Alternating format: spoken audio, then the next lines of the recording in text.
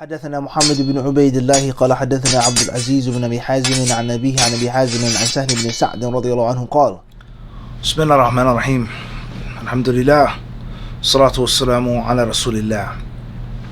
So we have some questions from some of our sisters in Islam, بإذن ta'ala, disciplettes of Hadith. The questions are geared or surrounding fasting in the month of Ramadan, even though many of the questions, if not most of them, have a direct and indirect connection to before, during, and after Ramadan. And a lot of the answers and the advice, a great deal of it is needed. We're in need of connecting it to pre, during, and post Ramadan. It's not just Ramadan. We'll get there, inshallah. Alright, so the first question says, what is owed by a woman who cannot fast due to pregnancy or breastfeeding?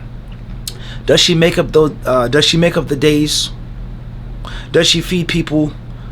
Does she make up the days and feed people? What is owed for the woman who is pregnant or breastfeeding every year? So those are the first two questions, which are basically one question.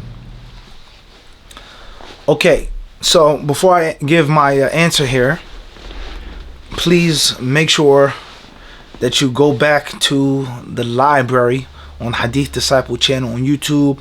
There's a playlist in the library called Ramadan and Fasting. Ramadan and Fasting. In that playlist, there are several videos, workshops, and conferences in which we have broken down and simplified this entire argument. The debate on what a woman does and doesn't have to do concerning making up the days, feeding people, one or the two, both, none, etc. That's first and foremost for the detailed discussion. The answer now is there is no one answer. And that's because the scholars of Islam, the people of knowledge, they differ. Now, we can go on for a very long time with regards to what is the correct position. What is the Muslims' position towards khilaf ahlul ilm, when the people of knowledge differ, when there's difference of opinion, the different widespread misunderstandings and mistakes that so many people have, thinking that just because the scholars differ, that's a proof. Or they say, what's the strongest answer? Strongest according to who? That makes no sense. It's like somebody saying, my grandma makes the best sweet potato pie. Everybody is going to say that about their grandmother. Okay? And as a wise man has taught us that in the eye of every in the eye of the mother, every child is a every beetle is a gazelle, they say. That we're not trying to be politically incorrect, but it's a baby that's unsightly. You would say ugly. Of course, in the mother's eyes, it's going to be beautiful. And rather, the most beautiful baby. So that's subjective. That's subjective. Whose strongest opinion? According to the Shafi'i scholars, their opinion is the strongest. According to the Hanbali scholars, their view is the strongest. According to this mufti, his opinion is the strongest. So I'm not going to say that's a stupid question, but a lot of people, they ask that question instead of wording it like, yeah, Sheikh, what's the strongest opinion according to you? Oh, Sheikh, what do you consider to be the correct position? Versus someone saying, oh, just give me the strongest opinion. To who? According to who? So we have to get out of the mental backwardsness when it comes to asking questions and answering questions. We have to ask questions properly. We have to answer questions properly. Okay? So therefore, the scholars, they differ. What is the position of the 9 to 5 lay Muslim or lay man or lay woman when it comes to when the scholars differ? What are some of the mistakes that we have to avoid and stay away from concerning behaving and dealing with the difference of opinion among the people of knowledge? The scholars differ. I'm going to make it like it's an issue in which they agree. The scholars agree, and I'm going to come up with some difference of opinion. The scholars have 3 views concerning this issue, and I'm going to come and make a 4th. That's all bad. That's all wrong. But we don't have the time to discuss that in detail. That's just the first piece of advice, is for the Muslim to learn the correct manners and the proper etiquette of the difference of opinion among the people of knowledge. Clear? So there are several views. The first view is that the breastfeeding woman, the pregnant woman, the only thing that she's required to do is to feed. That's it. She doesn't have to make up any days afterwards, but make the it'am, feeding a poor person. The second view is that they must make up the days. They have to make up the days afterwards, even if it takes a long time, even if it's years later on. The third view, which is like a hybrid of the second view, is that they must make up the days and feed. Make up the days and feed. The fourth and final view, one may say is an unorthodox view. One may say this view is outside of the four schools. The school of Abu Hanifa, rahimahullah, Malik, Shafi'i, and Ahmed.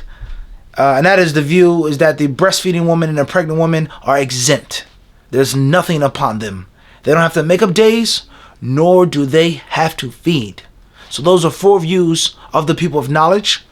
Every view or every group of the people of knowledge of scholars who adopt a view or subscribe to a view, they have proof and they have evidence.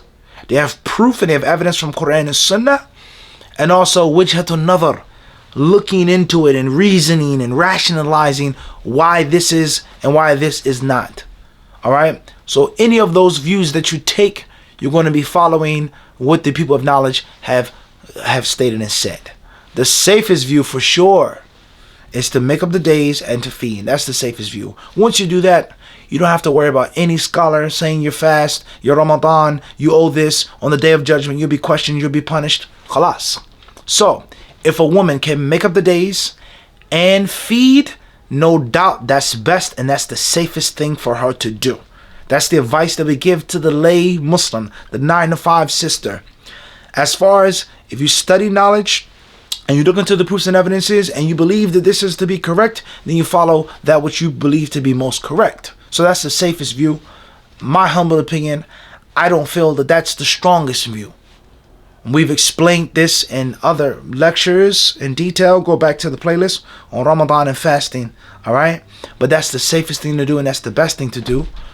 If you have the money, it's not a lot of food that you have to feed the poor person. It's a very minimal amount. Some ulama say a mud. And a mud is 2 scoops of grain. Two handfuls of grain. Okay. Okay. So it's not a lot of money. However, if you are pregnant for 9 months, let's say you missed Ramadan when you were pregnant, and you breastfed for, let's say, 2 years, that's 3 Ramadans. So now you're dealing with 88 days, 89 days, 90 days. It adds up. So if I live week to week, check to check, I don't have a lot of money, I'm a single mother, so on and so forth, that's a lot. That's a big jump. So that's the safest thing to do.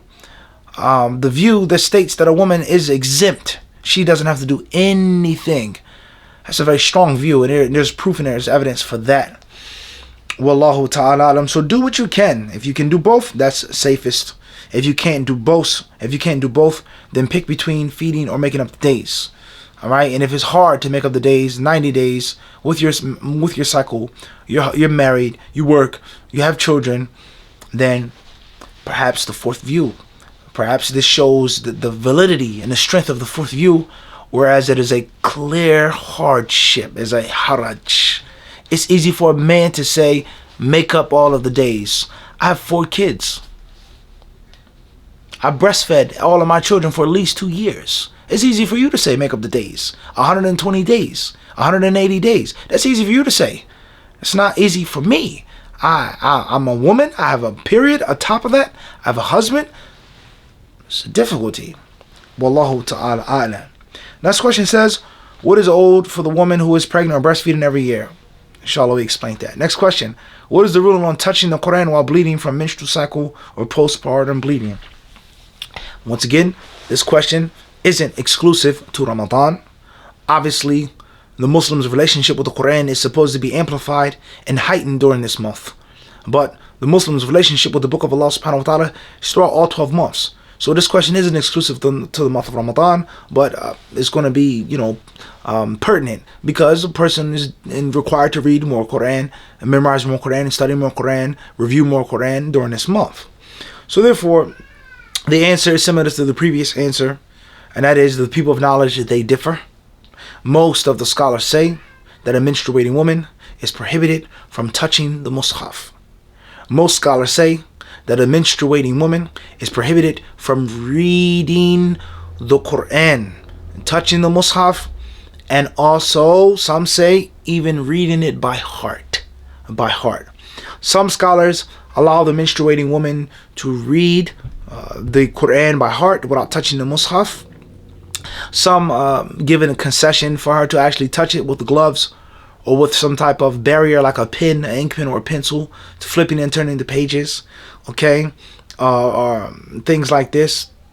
And some scholars, they allow a woman to do it if she fears that she's going to forget the Quran and become rusty. All right. And of course, the second view, which I personally believe is the strongest view, is that is lawful, and that there's no authentic proof stating that a woman cannot touch the mushaf upon her menstruation or during her menstruation. Now, obviously, the safest view is clear. It's the safest thing to do. Avoid the difference of opinion. And obviously, the view that states that the menstruating woman, the man who's junub, the man who doesn't have wudu, etc., these people, they aren't allowed to touch the mushaf. These people aren't allowed to recite the Quran by heart if you're junub or if you're on your menses. That view gives the mushaf, it gives the Quran more respect. No doubt. It gives it more respect, and it keeps the reality that the Quran is a special book. It's not to be treated like an ordinary book. All right? So that's the safest thing to do, which the strongest thing to do, according to what we believe from the people of knowledge. Wallahu ta'ala alam. And we've explained this matter in detail in countless lessons and classes. Wallahu ta'ala alam. Question says, what do you do if your menstrual cycle seems to have went off before Fajr during the month of Ramadan, but you have a history of it sometimes going off for a day and then return the next day? Is it best to do ghusl and fast, or to wait and possibly miss a day of fasting if it doesn't return? Okay, once again, this question isn't exclusive to the month of Ramadan. It's going to apply to any Islamic month, but of course it's going to be more important and more dangerous during the month of Ramadan. To simplify things, once again, the scholars, they differ, and looking at how every answer and every question is about difference of opinion, it goes to show the importance for the Muslim to properly learn fiqh, and to slow down, and to take your time, and to learn and to study systematically, and to take that which is easy and simple. And oftentimes we say to the lay Muslims to take one view and to stick with it. And this is one of the advantages and one of the benefits of studying a madhab. One of the advantages and one of the benefits of studying a madhab. Alright, tight. That's neither here nor there right now. At the end of the day, it depends. The blood comes and it goes. Several scenarios and circumstances, such as, does a woman have a normal menstrual cycle? If she does, that's a scenario, and if she doesn't, it's a different scenario. Secondly, with regards to the first time that a woman gets a menstrual cycle, meaning a young girl, a teenage girl, an adolescent girl, she's going through puberty. The first time she gets her period, she's 13 or 12 or 11 or 15, etc. That varies, or that differs from a woman who's 30 or 40, or okay, who's 25, okay, who's more mature and experienced with regards to the menstrual cycle. Okay, that's a different scenario, and that's a different circumstance. The blood went away and it came back. How long were you clean and pure? 15 days? More? 15 days or less than 15 days? Can you distinguish between and differentiate between the blood flow with regards to your hormones, your feelings, cramps, pain, abdominal pain, back pain, the nature of the blood, etc.? All of those circumstances will determine what you are or aren't going to do in this situation. So to simplify things, a woman has her period, which is a normal period. And it's not the first time she got her period. She's an older woman. She's 30, she's 20, she's 19. Alright? She had her normal period, normal days. She's had a period before many times. And she becomes totally clean. Totally clean. She's sure that she is clean. And then the blood comes back within a 15-day period. or past the 15-day period. If it's after 15 days, safest thing for her to do is to make a ghusl and to consider herself menstruating. If it's within 15 days, different story. Just keep things simple and easy. Some scholars, they say the least that a woman's menstrual cycle can be is 72 hours, 3 days and 3 nights. And any blood or blood flow less than 3 days is damu fasad, is bad blood. Fake, it's a fake period. And obviously a woman would ignore it. She would pray, she would fast, she would touch the mushaf, recite the Quran, she would be able to go to her husband, etc. That's to simplify things. There's a very long discussion concerning how long or how short is the minimal or maximum, the minimum or the maximum of a woman's cycle, and what happens if it comes and it goes out. And in most cases, wallahu ta'ala alam, the fact that the blood comes and goes, that is in most cases a sign of it being jumpy. And if it's jumpy and it's not actually an official or authentic cycle. Wallahu ta'ala alam. Question says, what advice can you give to a woman who can't fast and she feels sad that she can't do so? Well, the Prophet ﷺ, he said this to Aisha when he saw her crying on Hajj. He said, "Malaki anufisti, and hada shay'un qad katabahu Allahu ala banati Adam." He said, "Why are you crying? It's all right. Why are you crying? It's okay." He says, "This is something that Allah subhanahu wa ta'ala has placed upon the daughters of Adam." So you gotta have sabr. You gotta be patient. And there are things that Allah has placed upon men that men can't get around. No matter how hard you try, no matter how hard it is, how painful it may be, how difficult it is in life, what can you do? So sabr, and we all know the virtues of sabr, the excellence of sabr, the reward of sabr. And very interestingly enough, the Ramadan is called Shahr al-Sabr. It's called the month of patience. The month of patience. So my advice is to study and read what Allah says about patience. Ibn al-Qayyim has a great work on patience. Patience and gratitude. Patience and gratitude. Excellent work. There's a full version and there's a summarized version in Arabic and in English. An excellent book. So read and study about how Allah loves those who are patient. He rewards those who are patient. And all of the different blessings that a person gets when they are patient, right? Okay, khairan inshallah. So that's firstly. Secondly, there are so many other good deeds to do. There's charity. There are different supplications that you can make. There's so much good to do. Alright, there's so many different paths or pathways leading to Jannah, leading to Allah's good pleasure, leading to Allah's love. Wallahu alam. Khairan. And of course you want to invoke Allah with your pain and with your suffering. Oh Allah, oh Lord, indeed you see me. Here I am, your slave, your handmaiden. Oh Allah, you see that I'm going through this and I'm going through that. Oh Allah, please bless me, please reward me, please give me strength. Alright? Wallahu alam. Alright. Question says, what advice could you give to a mother who has young children and finds it hard to pray Taraweeh and read the Quran due to her children needing her or making lots of noise? Do whatever you can. Even if you make 2 rak'ah, if you make 1 rak'ah witr, 3 rak'ahs of witr, do whatever you can.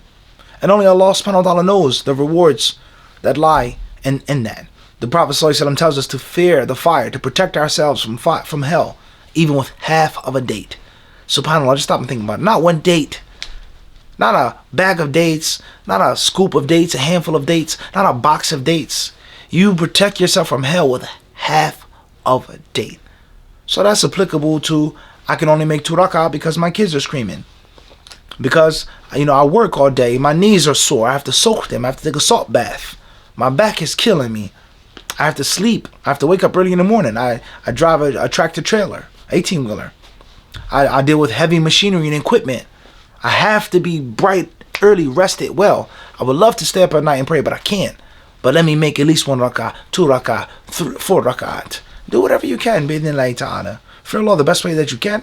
It's not fard, it isn't fard. It's an option. It's something that you don't have to do. Allah ta'ala. And maybe you can support people who are making tarawih.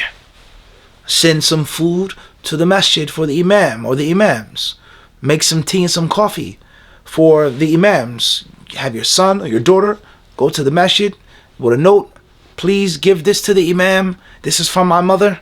She said this is, or I made a whole pot of coffee, a few things. These are for the people praying. Please give it to them. And inshallah ta'ala, perhaps you'll get the reward of them praying by you allowing them to have that caffeine rush, right? And the energy and the stamina and the endurance to pray.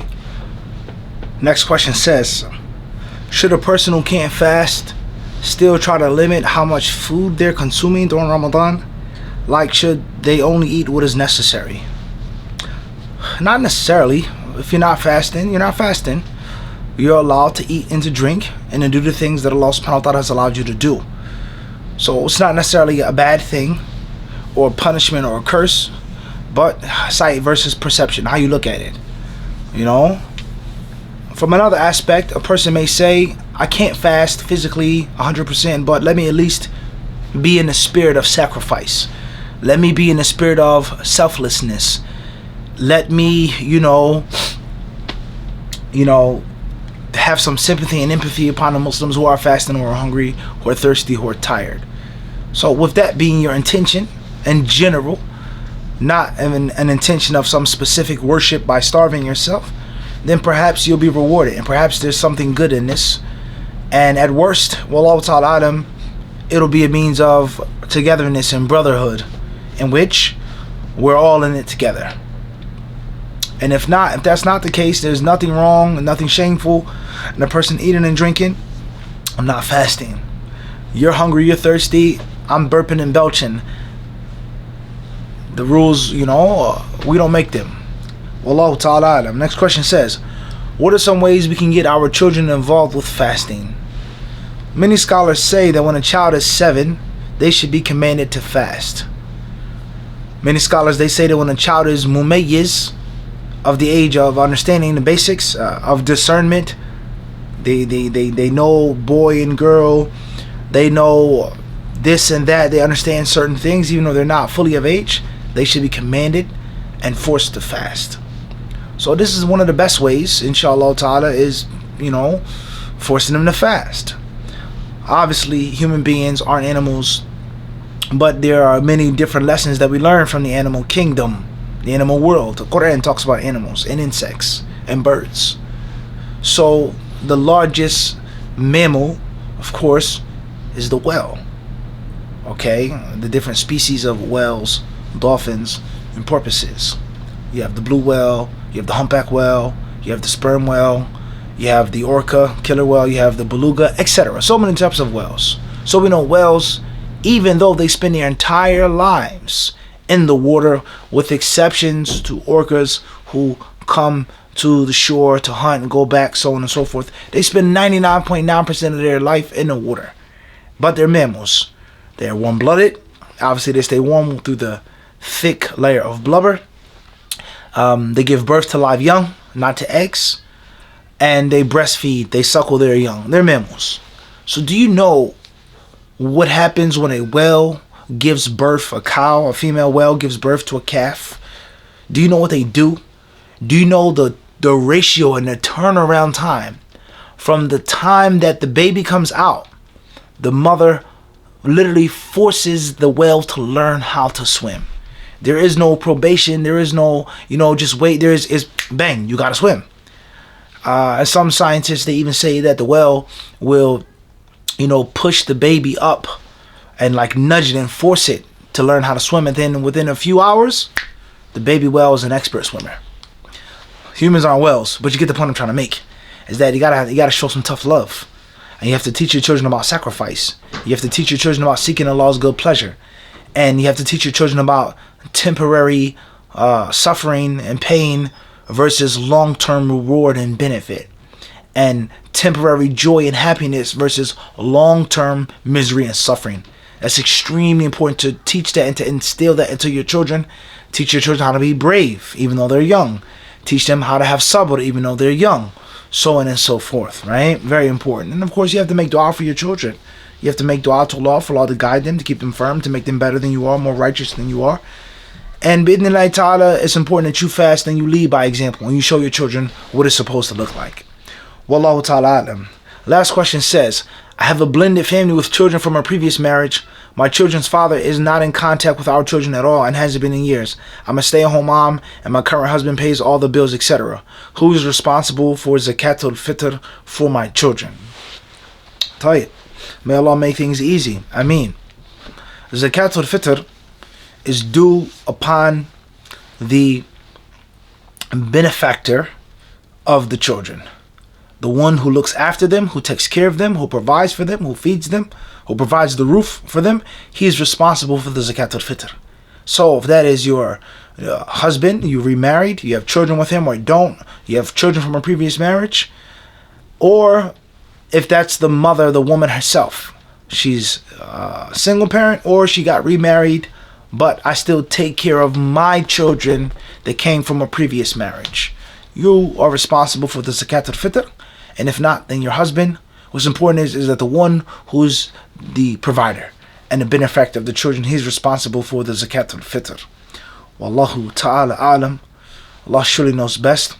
And once again, please check out our playlist, Ramadan and fasting.